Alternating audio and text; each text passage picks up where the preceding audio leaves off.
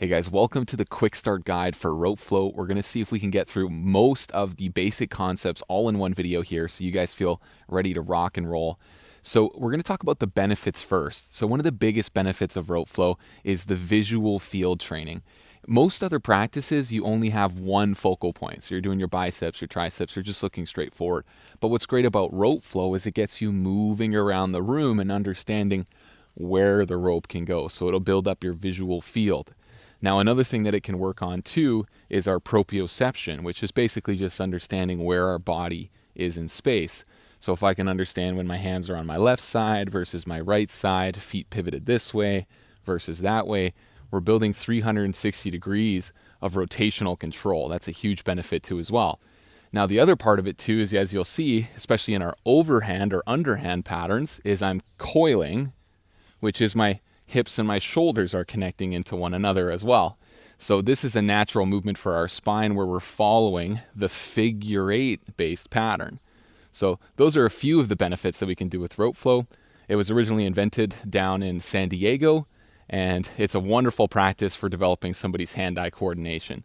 So those are the benefits of rope flow getting started, and it's also one of the greatest trainers for our brain too. I call it like physical Sudoku because you can't put things in the wrong quadrants. So if you put two hands in center line, it's not going to work unless you jump over it. So it's a really good brain trainer as well. Now, the next piece that I want to talk about with you guys is just the basics of just holding the rope. So generally speaking, you want to have it between your thumb and your index finger when you're getting started, with the rest of the handle just hanging out in the hand, just like that. So thumb and index finger, and you want to have a pretty relaxed grip. You want the rope to be able to rotate in between the thumb and the index finger. They call that the bearing. The tip of the rope, they call it the apex. And when we roll between the hands, we want to keep it nice and light. So you're barely even holding onto the rope as time goes on. You just get a nice loose grip. Now, in terms of length, what you can work on too is some people are going to want a longer rope. They're going to want a rope that touches the ground when it's about chest height. Right now I'm using about a medium rope, which is somewhere around the belly button. You can even use a short rope, which is going to be closer to the hips or so. But in this case, we've got a medium rope. If you ever want to shorten the rope, you can always add a knot to make it shorter. And hopefully you got a rope that's long enough that you can get some long patterns too. Now, really common early on is we want to keep the hands low if possible, because it's wonderful if we can get a tap on the ground to get some audible feedback from the rope. So in this case, if I can keep that hand low, I can touch the ground, but if my hands are high, I'm not. So if you can get to the point where you have a nice moderate rope length where you can get a little tap on the ground, that's pretty much our perfect length for when we're getting started, is a little tap. If it taps too much, it's going to disturb the rope for the most part. So you just want to get to the point where when your hands are at a moderate height, you are going to be getting just a little tap right there. Beautiful. Next up, we got the cardinal law, or the big three directions. So I'm going to turn sideways for this one just to keep it simple for you guys. So we have what's called our underhand, which if you look, you can see that I'm kicking the dirt off to the, I guess, the left-hand side, or the right-hand side, I guess is what the camera would show. So that's called our underhand.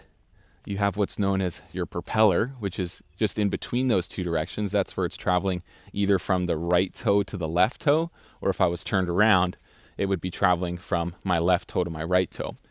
Now, to the left of the camera, I think it would be, you have your overhand pattern, and that's where the rope is traveling down and back in relation to where you're looking. So top down, so it's going from the top down, and also it's kicking things back behind me. And the propeller, again, it's either traveling left to right, and then the underhand, it's kicking things up and forward. So it's traveling from bottom up and forward. So those are your big three positions in understanding cardinal law, which for some people it's helpful, for others it's not. They call the underhand, that's your northern facing, traveling up and forward, which means towards the camera, in this case would be my east.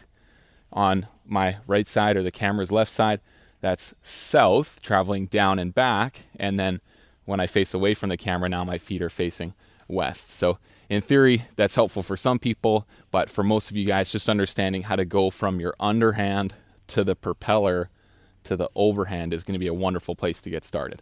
So if you guys want to get better at rope flow, one of the absolute best things you can do is just practice 5 to 10 minutes a day.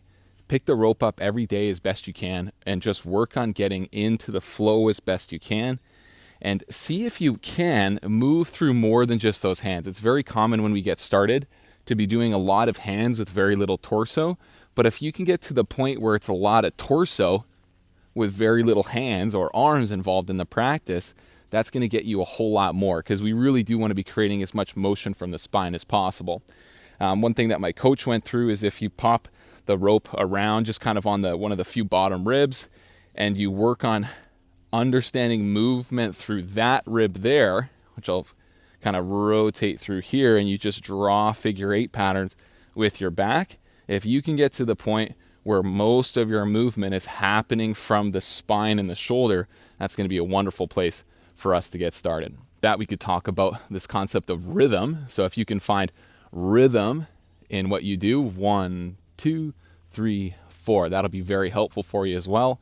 And generally speaking, rope flow, you want to be in a pretty relaxed state as best you can. You want to find that nice energy where you're not having to work too hard in order to create the power. And even if you were to start to pick up some speed, the better you can get it relaxing through that, the faster you're going to be able to get that rope. If you really try to force things, it's not going to work all that well for you. So when you're in rope flow, really try to find the flow zone, which is just going to come from a relaxed state with concentration. So if you can stay concentrated and relaxed, it's a big help when coming to rope flow. So another big thing too is if you can get yourself a real rope, it can be really helpful. You can make your own at a hardware store. You can buy some of ours, or you guys can head online at some of the bigger suppliers as well, even the guys that invented it. But having a nice thick rope is going to be a wonderful place for you guys to really start to feel the downward pull of the movements. If you start with a lighter rope like a skipping rope, you're not really going to get that sense of how the rope actually pulls you into these positions. So getting a heavier rope can be really helpful for you, and focusing on the quality of what it is that you're doing. So in theory, if I were to make the camera right down Main Street and I was to focus on the tip of the tripod here, and I tried to cut that tripod in half every single time with a beautiful visual focus, that's a whole lot better than me just going through the rope patterns and the ropes kind of going all over there. So as best you can, really try to focus on the quality of what you're doing and focus on the consistency and the feeling of what's going on as well. And you guys will have a great time as you're learning your rope flow practice. So one of the biggest things we can do in rope flow is shift our body weight. We want to be shifting in theory between the outside edges of our feet. Sometimes they call it the green dots. So you don't want to be stationary and just letting your arms do all the work. You want to find head over foot, even head slightly outside of foot as you're learning this practice. A lot of the times what I'll see as well is people will shift their hips in the opposite direction that their head will go, but you really want to get to the point where you could quite literally put all your weight on that side, which if your hips are shifted in the other direction, it's not going to work. So you want to get to the point where your body weight is shifting and you are balanced. You don't have to lift the feet. In fact, early on, it's nice to keep the feet planted for the most part, but you really want to be shifting between the outside edges of your feet when you're learning your rope flow practice. So when you guys are first getting started, one of the best moves we can learn is called the race and chase. So what you can do is you can quite literally stack your hands on top of one another like the blade of a sword, and then the top thumb is going to lead in the overhand. Overhand, we lead with the thumb, and so you're going to lead with that top thumb as best you can. The right hand in this case is leading the charge, and the left hand is just coming along for the ride. Now you don't have to stay strict. It doesn't have to really keep them together. Don't be too stiff in those hands. Right hand is just over top of the left hand and it's cruising between sides. Sometimes what I'll teach as well is your left hand can stay pretty stationary and let your right hand do all the work. In order to work on your visual training as well, you can even track your thumb with your eyes and notice you're drawing the figure 8 pattern. Now if I switch and I go to my left hand leading, I still want to find those beautiful visual focus points down Main Street, but my race and chase is coming from stacking one hand over the other and learning how to flow those two hands together. So that's going to be our overhand race and chase. And the underhand race and chase, we're going to do the same thing. We'll stack those hands on top of one another, but in this case we lead with the pinky in the underhand. So it's pinkies up, and it's the bottom hand. So in the other case we had the top hand leading, but in this case we're doing the bottom hand leading. So my left hand is leading the charge and my right hand is just coming along for the ride.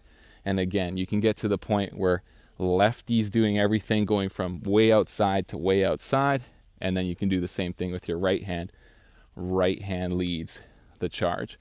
So those are going to be your race and chase patterns. Once you understand your overhand and underhand race and chase patterns, you can get into your Matador's wheels, which are basically just 2-beat patterns per side with the hands switching. So easiest way to learn this one is it's a circle where the hands are together. You can literally I'll just bring it to the front.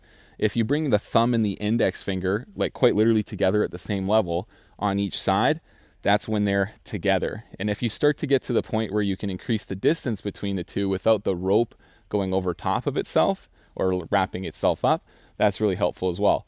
So you have the circle motion together on the side, then you have a cross. Circle, cross, circle, cross. And then what you can start to work on too is leaving the other hand on the other side pretty much as long as you can and really coming over the top and working on that transition. So circle, cross, cross. And if you can start to get those to the point where they're comboing together and you can smooth it out, that's very helpful. So that's the overhand. And the underhand, once again, we just lead with the bottom hand. Same thing, circle together, cross under, circle, cross, circle, cross, circle, cross, circle, cross. And then just for kind of the finale between this video, if you guys can get to this point, what you can also work on too with these patterns is if you start from your propeller, you can see in my left side, I have my overhand top down, and on my right side, I have my underhand, my bottom up. If you can, from this pattern, work on doing the same overhand figure eights, whether that's the race and chase or the Matador's wheels, and the same thing on the underhands with the race and chase or the Matador's wheels, what you can then start to do is work on pivoting the feet and transitioning between your overhands, your propellers as a transitionary direction to your underhands. And that's where the rope flow practice is best to get started. Once you have those Matador's wheels mastered, this one's called the Mackie roll, where you just Matador's wheel between the two, then you've got most of the foundational elements of rope flow. And what can be helpful too is always establishing a visual focal point. So in this case, I have my tree on my left. I'm going to chop that tree in half.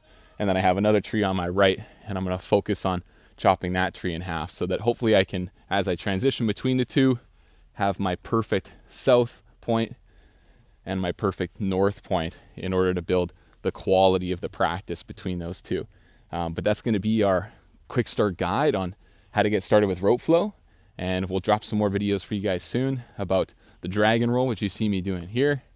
And we'll go from there. But get started with those Matador's wheels and just build that basic understanding for now. And you'll be well off to the races. Awesome, guys. We'll see you all in the next video. Thanks for watching.